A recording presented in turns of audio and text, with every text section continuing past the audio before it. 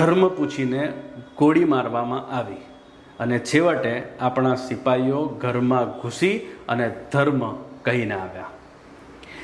પહલગામની અંદર થયેલા આતંકી હુમલામાં ઘણી બધી સ્ત્રીઓ, ઘણી બધી મહિલાઓના સિંદૂર ઉજાડી દેવામાં આવ્યા.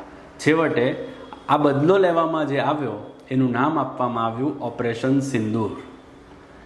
90 જેટલા આતંકીઓને મિટ્ટીમાં મિલાવવાની જે વાત હતી તે સંપૂર્ણ સાકારિત થઈ. અને કદાચ હું એમ કહું કે આ તો હજી શરૂઆત થઈ તો અતિશયોક્તિ નથી.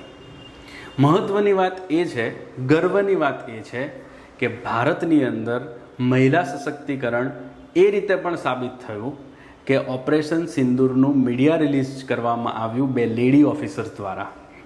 એક વિંગ કમાન્ડર વ્યોમિકા સિંહ અને કર્નલ સોફિયા કુરેશી દ્વારા. આપણને સૌને ગર્વ થાય.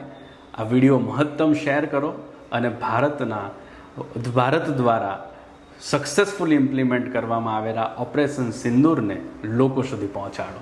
ધન્યવાદ. ભારત માતા કી જય.